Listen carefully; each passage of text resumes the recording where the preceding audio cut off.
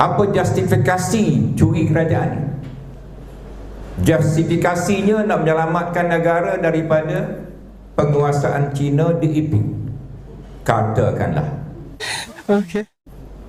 Tetapi adakah dengan cara itu orang Melayu dan Islam selepas 7 bulan kerajaan ini diambil alih telah menjadi lebih selamat?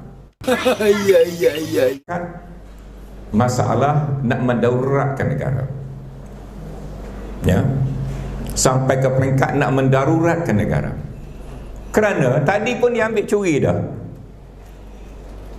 Bila dah ambil curi, nak mendaruratkan negara ni dah jadi harus dalam hukum dia. Yang haram pun dah sunat, dah wajib. Yang lain lagilah sunat, harus. Nasib baiklah yang di Pertuan Agong dan Majlis Raja-Raja untuk pusingan pertama. Boleh jadi akan ada pusingan kedua ni, macam nak ada pusingan kedua, ya. Na'udzubillah. Pusingan pertama kita dah menang, iaitu raja-raja sependapat dengan majoriti rakyat.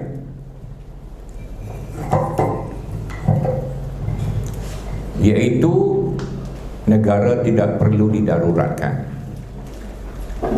Ada sedikit alasan membolehkan adanya darurat, ada sedikit, bukan tak ada langsung. Tapi tujuan dia, kita kena tengok tujuan dia. Objektif dia sebenar apa dia? Adakah nak mendaruratkan ni kerana nak mengelakkan pilihan raya Sarawak, pilihan raya Batu Sapi saja, atau sebenarnya samping-samping itu aku nak tumpang pasal aku dah tak cukup sokongan, takut-takut aku dijatuhkan, maka aku nak istihad darurat supaya dengan itu kedudukan aku pun selamat. Implikasi dia tak pi lah, asal aku selamat. Ngopi ơi, ngopi. Ngopi.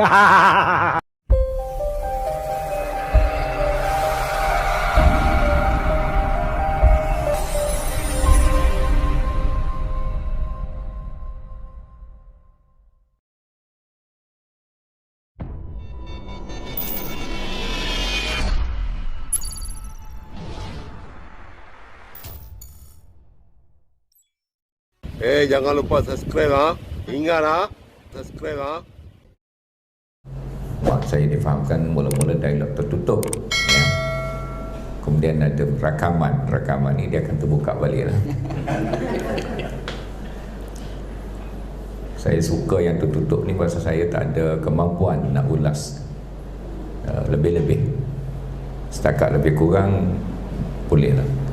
Kalau dah terbuka ada rakaman, seluruh Malaysia dengar, saya pun rasa segan jugalah. Kemudian nanti ada soal jawab, itu ringan silah. Saya tak perlu kemukakan saya punya sendiri. Nanti tuan-tuan, puan-puan boleh tanya, saya respons mengikut keadaan nanti insyaAllah.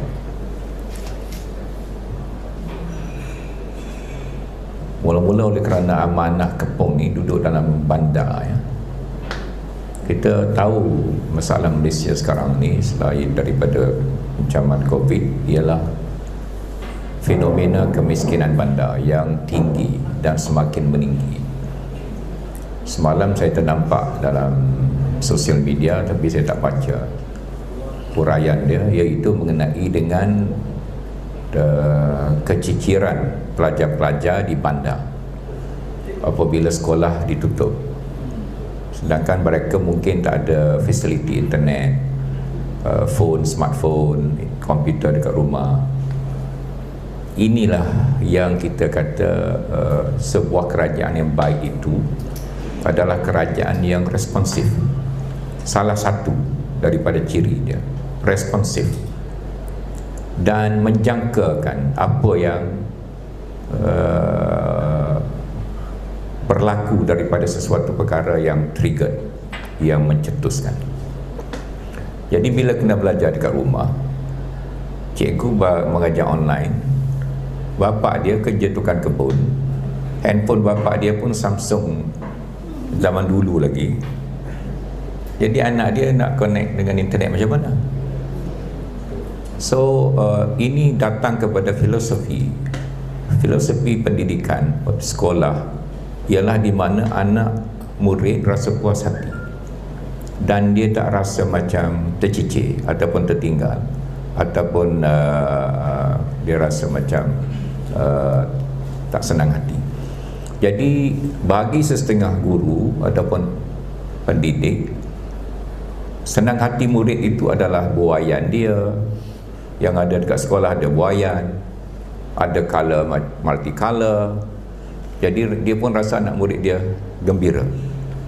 Tetapi kegembiraan anak murid ialah kerana dia rasa dia boleh faham subjek itu macam kawan dia faham. Kalau dia balik dengan dia rasa tak faham, cikgu beletir dekat dia kerana dia tak faham, dia anggap dia ni lembab, dia ni bodoh, orang lain semua dah faham, dia belum faham. Ini yang menyebabkan dia tertekan. Bukan masalah buayan tu ada ke tak ada, ya. Jadi kerajaan yang responsif dan kerajaan yang ada ini, kita semua tahu dia datang bukan secara mandat rakyat, pertama kali dalam sejarah negara kita. Bagi orang yang tak ada agama, tak ada masalah. Dia curi barang orang ke, dia curi kerajaan orang ke, dia curi mandat rakyat ke, tak ada hak. Ini politik, ya? Politik tak ada fikir benda tu. Politik adalah aku dapat peluang berkuasa, aku kena berkuasa. Kalau tidak, aku dikira bodoh. Itu politik. Jadi bagi orang yang ada iman, dan iman itu berkait dengan morality, dengan akhlak, ya. Dalam hadis Nabi, Ustaz Wanji dia boleh petik lah, tidak ada iman bagi orang yang tak ada akhlak. So morality and faith, akhlak dan iman, dia berjalan seiring. Sebab itu kalau kita tengok orang tu, dia kata dia beriman, parti dia pun nama Parti Iman Se-Malaysia. Saya tak usik sama siapa tahu. Nak menunjukkan kuatnya iman dia, sehingga parti dia pun Parti Iman Se-Malaysia. Tak ada lagi lah di Malaysia, belum ada, ya. Ini saya cerita tempat lain, ya. Mana orang tak jadi anggota Parti Iman Se-Malaysia, tidak ada iman. Yang masuk jadi anggota Parti Iman Se-Malaysia, dialah yang paling sempurna imannya.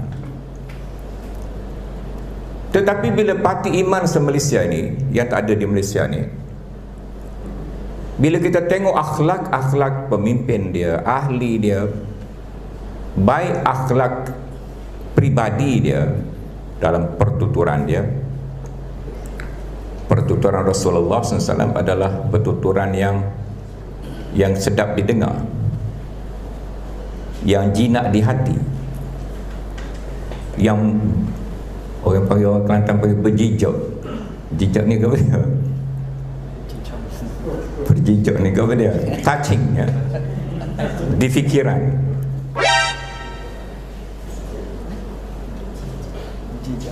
Akhlak yang secara kolektif. Bila Parti Iman Se-Malaysia katakan ada di Malaysia ini dan berlaku apa yang telah berlaku melalui syaratan MOVE, langkah syaratan, kalau Parti Iman Se-Malaysia ni pun mengambil kerajaan ini secara mencuri mandat rakyat, akhlak Parti Iman Se-Malaysia itu adalah sangat tidak selari dengan konotasi kita, persepsi kita bahawa sepatutnya orang yang beriman mempunyai akhlak yang berbeza daripada yang lain-lain, ya. Sebab itu akhlak itu sangat penting. Kalau sudah kuat iman, Akhlak itu tercermin. Kalau kita lihat dia orang kuat beriman, tiba-tiba dia sepak orang nak parking, dia ambil dulu, orang dah tunggu. Orang duduk beratur, dia masuk dulu. Orang pakai mask, dia tak pakai mask. Orang balik luar negara kena kuarantin, dia tak payah kuarantin. Nampak sikit kan? Jadi jatuhlah Islam tu. Jagalah Islam tu. Bila Islam tu jatuh, kita sebagai umat Islam share, berkongsi rasa duka cita di atas kotor dan cemarnya imej Islam di mata orang Islam baik, di mata bukan Islam khususnya, di mata publik sebagai keseluruhannya. Jadi inilah pertama kali dalam sejarah negara kita telah diambil secara mencuri mandat, dan yang terlibat sama adalah orang-orang yang menganggap mereka membawa panji-panji Islam. Bagaimana kita nak keluar daripada keadaan ini? Bila kerajaan ini ambil mandat pun curi, yang lain-lain tu pada fikiran saya, hukum dia dah secondary dah. Kalau yang ni pun dia boleh telan hukum, dia boleh telan balasan di hari akhirat curi barang orang ni. Bagi orang beriman tadi, dia kena fikir implikasi akhirat dia. Apa justifikasi curi kerajaan ni? Justifikasinya nak menyelamatkan negara daripada penguasaan Cina diiping, katakanlah. Tetapi adakah dengan cara itu orang Melayu dan Islam selepas 7 bulan kerajaan ini diambil alih telah menjadi lebih selamat? Mantap. Balik pada budak yang miskin bandar tadi, adakah menjadi lebih selamat? Adakah kita sebagai orang Melayu sekarang dah rasa lega bernafas, dah masuk duit dah? Kerana kita orang Melayu duduk dalam kerajaan Melayu Islam, nafas sikit masuk duit RM10, nafas RM10, nafas RM10. Bermakna ini hanya igawan politik, penipuan politik, tipu daya politik. Sombong amat. Jadi bila kerajaan yang macam ini mentadbir negara kita, datanglah saya nak shortcut masalah nak mendaruratkan negara, ya, sampai ke peringkat nak mendaruratkan negara.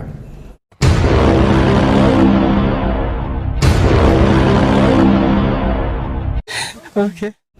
Kerana tadi pun dia ambil curi dah. Bila dah ambil curi, nak mendaruratkan negara ni dah jadi harus dalam hukum dia. Yang haram pun dah sunat, dah wajib. Yang lain lagilah sunat, harus. Nasib baiklah yang di Pertuan Agong dan Majlis Raja-Raja untuk pusingan pertama. Boleh jadi akan ada pusingan kedua ni, macam nak ada pusingan kedua, ya. Na'udzubillah. Pusingan pertama kita dah menang, iaitu raja-raja sependapat dengan majoriti rakyat.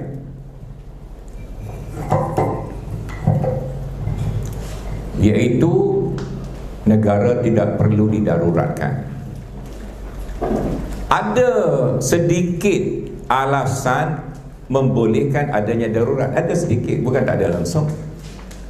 Tapi tujuan dia, kita kena tengok tujuan dia, objektif dia sebenar apa dia. Adakah nak mendaruratkan ni kerana nak mengelakkan Pilihan Raya Sarawak, Pilihan Raya Batu Sapi saja, atau sebenarnya samping-samping itu aku nak tumpang pasal aku dah tak cukup sokongan, takut-takut aku dijatuhkan, maka aku nak istihad darurat supaya dengan itu kedudukan aku pun selamat. Implikasi dia tak pi lah. asal aku selamat. Ini yang kita takut. Ini yang kita runsing dan sebagai rakyat berasa tak lena tidur, ya. Kalau pertaruhannya adalah kepentingan negara pun boleh ditelan, kita berada di ambang kemusnahan dan masa depan yang lebih membimbangkan. Anything can happen. Kalau darurat, parlimen digantung, nak lulus apa pun boleh lulus, undang-undang apa pun boleh buat, raja pun mungkin boleh dibuang. Fikir, at this stage kita sudah sampai ke tahap ini negara kita. Masa kita mula main politik dulu, kita kata politik ni main ajalah. Berjuang tu tipu je, semua tu main je. Yang dulu kata parti ni apa nama, terkeluar daripada batas iman, sekarang masuk balik dalam batas dah. Tak perlu mandi kolah dah, tak perlu angkat syahadah, masuk balik macam tu je. Sekelip mata je. 60 tahun keluar daripada iman, duduk dalam batas kufur, sekarang masuk balik. Main aja politik ni. Ini permainan politik. Tak ada yang berjuang. Dalam konteks itu, ya, kita ahli-ahli ni berjuanglah, meletakkan sepenuh harapan. Datuk Maknun meletakkan sebahagian hidup dia. Jadi inilah keadaan yang sedang kita lalui pada hari ini. Macam mana kita nak keluar daripada keadaan ini? Macam mana kita nak mengelakkan keadaan ini?